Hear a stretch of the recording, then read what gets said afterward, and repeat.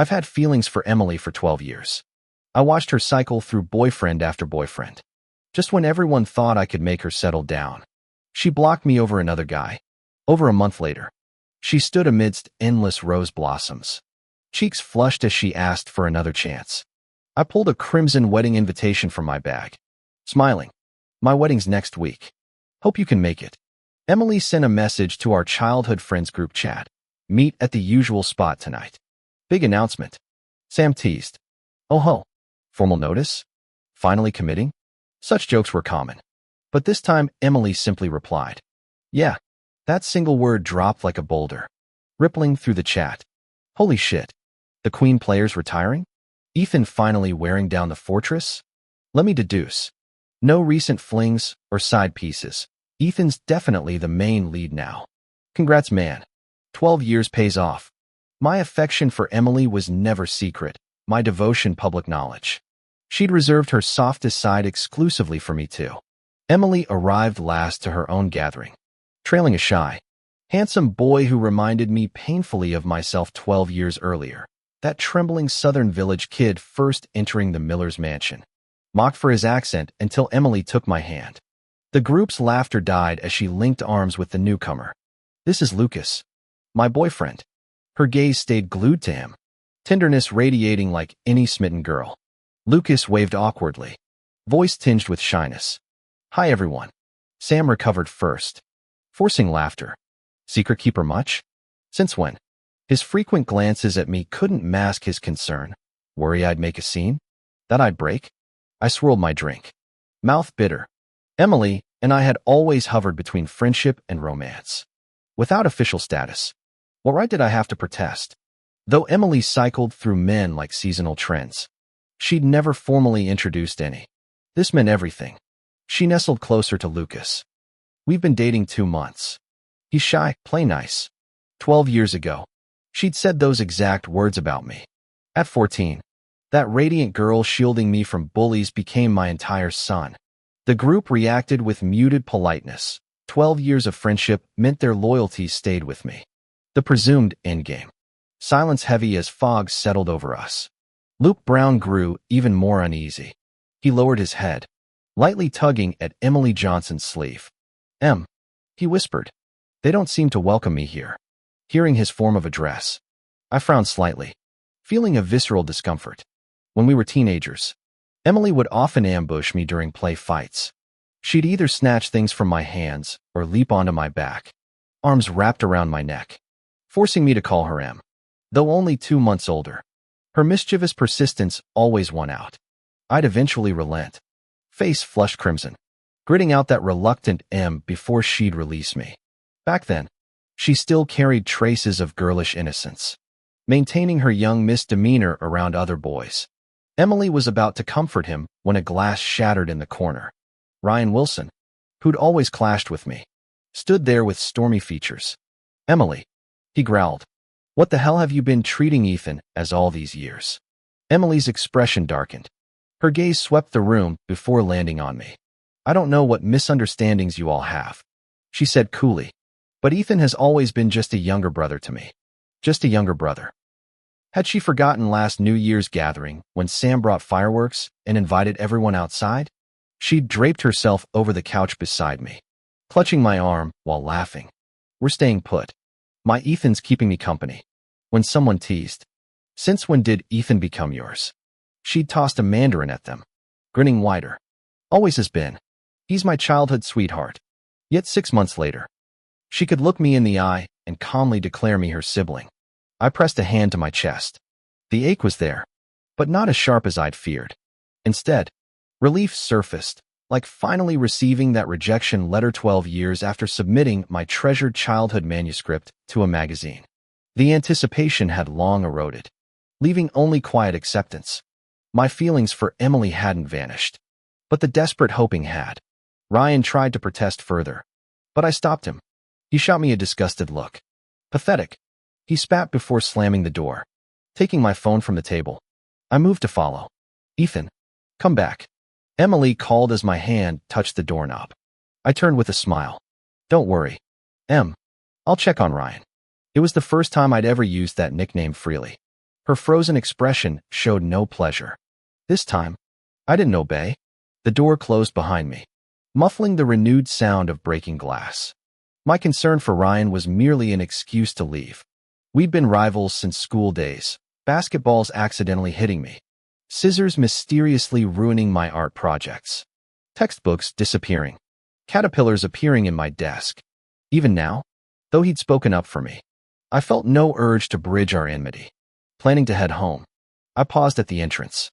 Ryan leaned against the wall, extinguishing a cigarette. "Came with Sam," he said. "Mind giving me a ride?" I sighed, ultimately unable to voice my refusal. After 12 years of friendship, this was one of the rare moments Ryan and I had been alone together without arguing. When I pulled up to his family's estate, he remained seated.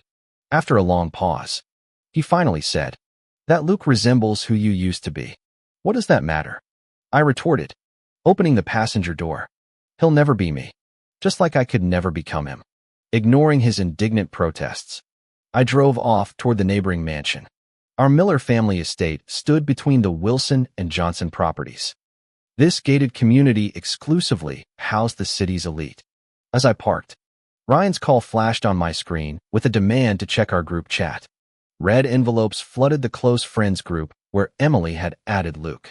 Everyone was celebrating her new relationship with monetary blessings. My congratulatory transfer had barely cleared when the notification appeared. "You've been removed from the group." Emily's private message followed immediately. "Sorry, Ethan. Your presence makes Luke uncomfortable. Let's stop contacting each other." The red exclamation mark glared back at me when I tried responding, finalizing her deletion of my contact. 12 years of shared memories dissolved in 2 months of her new romance. My eyes burned yet remained dry, recalling how Emily used to cling to my arm, declaring, "You're my most important person after Mom and Dad." Now I'd become disposable for her boyfriend's comfort. I'd never crossed boundaries despite my feelings. Whenever she dated, I conscientiously created space until she'd noticed the distance and protest.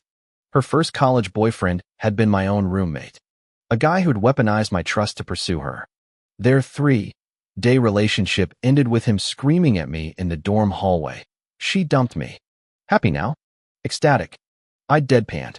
That night, Emily dragged me to an expensive steakhouse, pouting, "You've ignored me for 3 days. Stop being mad."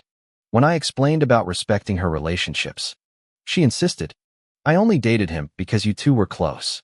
I like whatever Ethan likes." Subsequent boyfriends became secrets she thought I never noticed, though our social circles always leaked the truth. Tonight's brutal severance proved different. This time, she'd chosen to erase me completely, even if she didn't say it herself. News of Emily's relationships always found its way to me. During holiday gatherings, someone would tease, "You've dated so many guys. When will you bring one for us to meet?" She'd drop shrimp into my bowl while stealing the ones I'd peeled, answering lazily, "None have been worth that yet." Several exes had contacted me over the years, pleading, cursing, all demanding I stay away from Emily. After enough repetitions, I understood my mere existence was the sin, regardless of action. So when Emily chose to cut ties with me over Luke, I respected her decision. But why remove me from the group chat? Others there had been my closest friends for 12 years. The phone kept ringing. I declined each call, texting back, "I'm fine. Don't worry," before lighting a cigarette to watch it slowly burn. Men aren't supposed to cry easily, but kindness during emotional fragility breaks resolve fastest. I feared I'd shatter. An hour later, Sam kicked open my door, seeing me unharmed. He scratched his head, "Just checking you hadn't jumped off a bridge." I glared silently. Minutes later, he ventured, "Ethan, Emily's just confused. We all see how much Luke resembles, you know. When she snaps out of it, could you give her another chance?" The unspoken words hung, "How much Luke resembles the old you." I frowned slightly, avoiding direct answer. "Sam, I want to visit grandmother's place. My father's near bankruptcy during Mom's pregnancy was blamed on me by a feng shui master who declared my birth would curse his fortunes. Sent to Southern grandmother at birth. She named me Ethan, peaceful years, yet left me alone at 14. For years, I'd comforted myself that even if not lovers, I'd always be Emily's first choice. Reality slapped that delusion raw. Rain misted Jiangnan's plum season as I walked familiar mossy stone paths. At the road's end stood the crumbling 3-story house where I'd lived 14 years.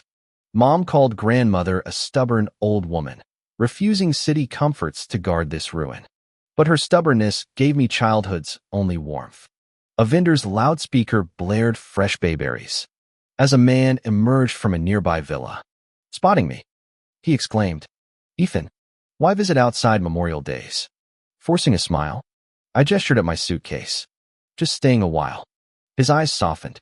"That old place is damp. Stay with us, Sophia's room's empty." He seized my luggage despite protests, ushering me toward the villa. Sophia's room held floor-to-ceiling shelves crammed with books, models, trophies, testaments to her lifelong academic prowess. As Mr. Sue bustled about, I surrendered to his insistence, understanding truly what unrefusable hospitality meant. Sophia Thompson was 2 years older than me. We weren't exactly close, but not strangers either. Aside from growing up together, we were also alumni from the same university. She got into the top university in the country through early admission, while I benefited from local residency privileges. That evening, Ryan called me. Through the receiver, his voice sounded muffled. "Sam said you went back down south?" I grunted in response. After a long pause, I heard him mutter, "Why didn't you tell me? I could have used a getaway too." After navigating the confusion of adolescence, I'd come to suspect Ryan's feelings toward Emily. I stood by the window watching the relentless drizzle outside. "Don't. The whole brotherly bonding act doesn't suit us." I refused without hesitation. Ryan ground his teeth, cursed dumbass, and hung up abruptly. The rain lasted all night, but the next morning dawned clear. I planned to visit my grandmother's grave. When I opened the gate, I nearly collided with a travel-weary Sophia. A breeze carrying the scent of damp earth stirred the hem of her long skirt. The years had transformed her from an awkward country girl into this elegant young woman. Sophia blinked, her eyes revealing turbulent emotions I couldn't decipher. "Long time no see," she said, her voice as melodious as I remembered. I smiled back. Long time indeed. With the homeowner's return, there was no reason for me to stay. When I said goodbye to Mr. Thompson, he frowned thoughtfully. "You've been away so long," he said. "That old house of your grandmother's isn't fit to live in. Why not have Sophia move in with you? She can help out." I opened my mouth to decline, but Sophia cut in first. "Good idea. I'll help you clean up later." A young man and woman living together raised eyebrows, but the Thompsons wouldn't take no for an answer. Though uninhabited for years, I'd paid for annual maintenance. Aside from layers of dust, the house was surprisingly intact. After cleaning, I sat on the porch steps staring into space. The storm-scrubbed sky stretched clear and infinite. Billowy clouds drifted across azure vastness, a sight rarely seen in smog-choked metropolis. Sophia handed me a water bottle. I looked up smiling. "What brings you back suddenly?" Her lips quirked. "Dad tricked me into coming." "You?" she countered. Sophia was undeniably beautiful. Sunlight gilded her like living gold leaf. Where Emily radiated bold glamour, Sophia's beauty was scholarly refinement. I looked away, choosing words carefully. Recuperating. Country life moved slower. Gradually, I adjusted to our polite coexistence. She proved an ideal roommate. Worried I'd get bored, she stocked the house with books. She even procured a puppy eerily resembling my grandmother's old dog. Kneeling to stroke the pup, bittersweet memories flooded me. Sophia stood silently nearby. After ages, she asked, "Did they hurt you, Ethan?" The familiar question unleashed buried recollections. As a child, village kids taunted me for being parentless, bastard being their favorite slur. Young and sensitive, I'd hide to cry alone. Yet Sophia always found me. She would gently pat my head and ask, "Ethan, did someone upset you?" Gradually, those who bullied me became fewer. It wasn't until I witnessed Sophia cornering the boy who threw stones at me in a dead-end alley and beating him up that I understood why. That slender girl had transformed into a brave warrior to protect me. Before leaving this place, I'd always clung to Sophia. When did we grow apart? Days later, Sam sent me a short video. In it, Emily clutched a wine bottle, slumped on the floor, murmuring, "Ethan. Ethan." Beside her, Luke frowned deeply, his expression unreadable. Below the video were two messages. "Ethan, when are you coming back? Emily's drunk and keeps demanding you. She's causing chaos at Ocean Palace. We can't handle her." Ocean Palace was the upscale club the Johnson family owned. The usual spot mentioned before.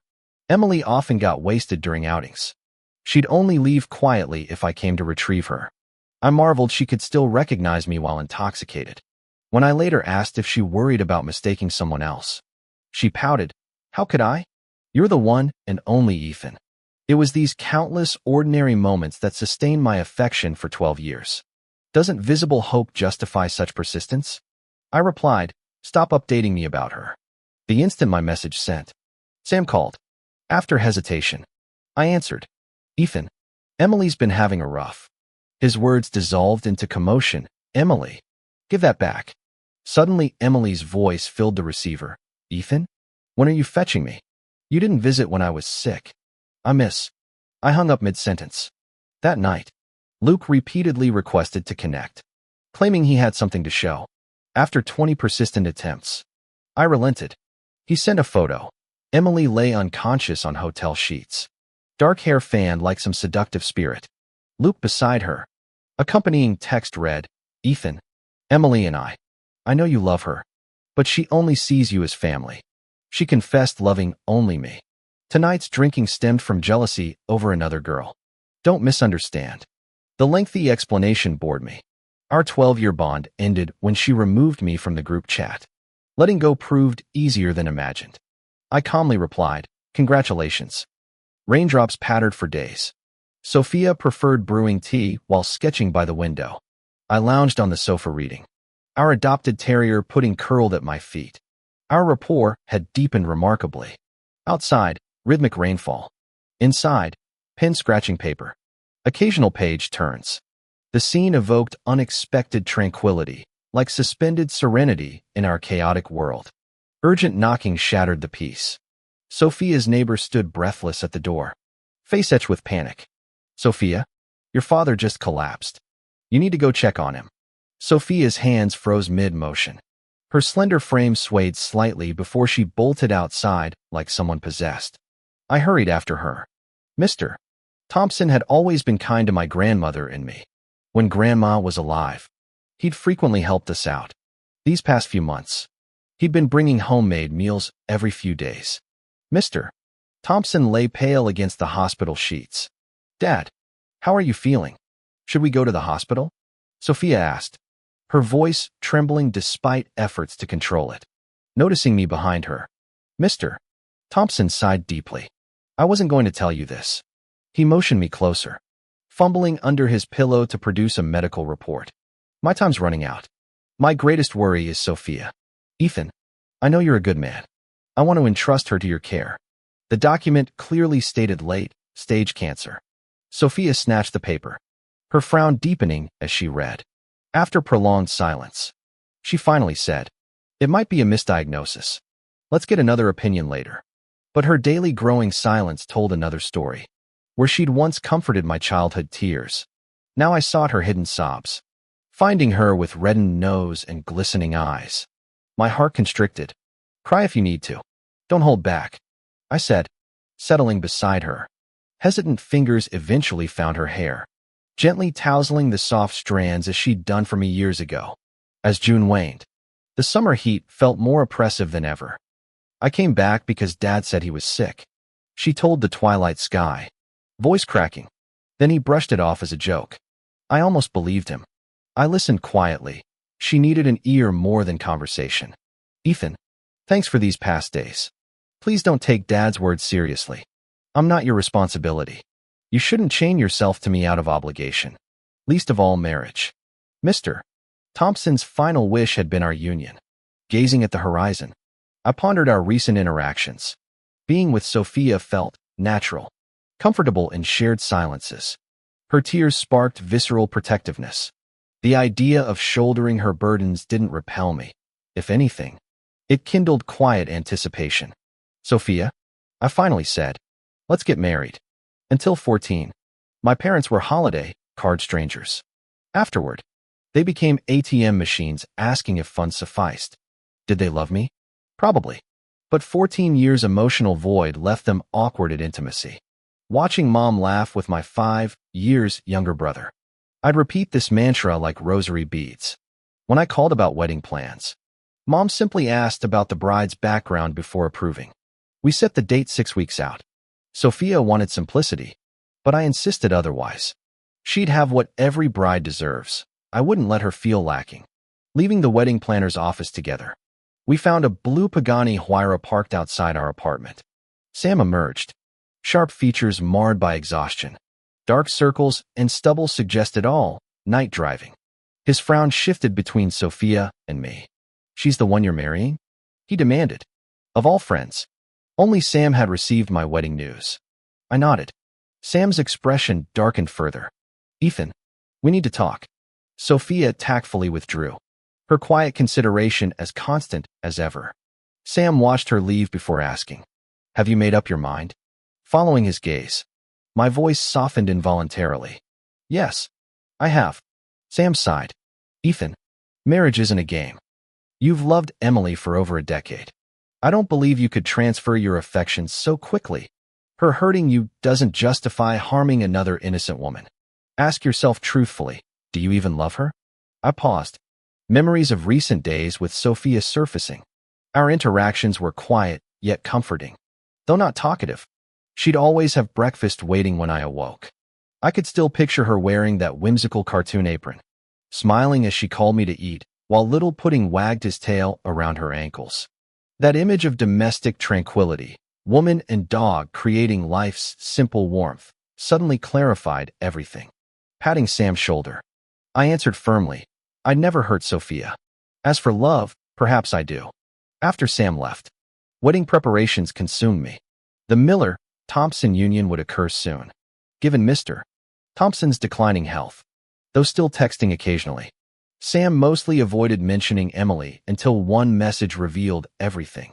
Emily had been drunk and trapped by Luke, who blackmailed her with compromising photos for marriage. The scandal made headlines, prompting the Johnson patriarch to remove her from corporate leadership and confine her to their estate. Vane Ryan messaged separately, 12 years of history. Can't you forgive her? Doesn't her suffering move you? I didn't respond. 12 years she'd strung me along between relationships. Who'd ever cared about my pain? Emily had tried contacting me through multiple numbers. All blocked. Our friendship died when she kicked me for Luke's sake. Some fractures can't be mended. Besides, I had Sophia now. The confrontation came weeks later when Ryan summoned me to a bustling downtown street. I brought wedding invitations for him to distribute. The promenade overflowed with crimson roses, ribbons, and balloons. Passing girls chattered excitedly. Is some rich guy proposing? Look at these imported roses. Someone saw a private jet this morning. The crowd surged toward our meeting spot near a rose-covered cafe. Rumors said the Johnsons paid Luke $500,000 to disappear after his failed scheme. As I pushed through the floral spectacle, the inevitable truth became clear. This ostentatious display could only mean one thing. Occasional gasps from young girls echoed through the crowd. The girl holding flowers in the middle is stunning, and those guys around her are so handsome. I love the one on the far right. That bad boy vibe totally does it for me. Someone squealed. This feels straight out of a fairy tale novel. The gorgeous heroine with her squad of knights in shining armor. I wonder what the male lead looks like to make such a beauty publicly confess her feelings. Ryan waited outside the crowd, spotting me before jogging over excitedly. He grabbed my hand, pushing through the throng. Make way. Our male lead's here. The sea of people parted like the Red Sea, revealing Emily at the end of the makeshift aisle clutching a bouquet of Juliet roses. Her nervous anticipation palpable. Ryan released my hand, nudging me forward. Perhaps he respected Emily's boldness more than whatever history we shared. Ethan, Emily called, her porcelain cheeks flushing pink. Cheers erupted as she stepped toward me, high heels clicking on pavement. Behind her, our childhood friends wore matching grins, all except Sam leaning against the brick wall with crossed arms, his smirk making nearby girls shriek. Emily bit her lip, extending the flowers with trembling hands. Ethan, I know I messed up. After you left, I realized how much you truly mean to me. Please give me another chance to make things right. I opened my briefcase, retrieving an ivory invitation. My wedding's next week. Hope you'll come. The roses slipped from her grip, petals scattering like broken promises. This isn't funny, she whispered hoarsely, eyes glistening. Ignoring her, I distributed invitations to our stunned friends. Save the date. Only my parents and Sam had known. Their tight lips spoke volumes. Emily lunged, shredding the cards with manicured nails. Stop joking, she screamed, yanking my arm. I shook free. My fiancé's waiting. Lots to prepare. 2 days later, a cherry red Koenigsegg parked outside my modest apartment. Emily's new pied Terra across the street. Daily, she ambushed me, pleading through tears until I snapped. I'm getting married. Stop this. She crumpled to the sidewalk, clutching her knees. Please, Ethan. I'll do anything. The once proud heiress now groveled on concrete. Coldness seeped through me. If she wanted cruelty, I'd oblige. Leaning down, I murmured, Sophia gets uncomfortable with you around. Let's not talk anymore. Wedding day arrived. Limos lining the street. Emily stood by the curb in virginal white, makeup flawless despite tear-stained cheeks. As I reached for the car door, her sandpaper voice stopped me. Are you punishing me? Hurt me however you want. Just don't marry her. Her trembling fingers dug into my tuxedo sleeve, smearing mascara across desperate eyes. The church bells began their relentless chime. I calmly looked at her and replied, No, it's not to get back at you. I married Sophia simply because I wanted to. Tears streamed down her face as her grip on my sleeve tightened. But you don't love her, do you? I pushed her hand away and smiled faintly. Why would I marry someone I don't love? Emily, after all these years of friendship, you should know me better than that. Without waiting for her response, I turned and got into the car.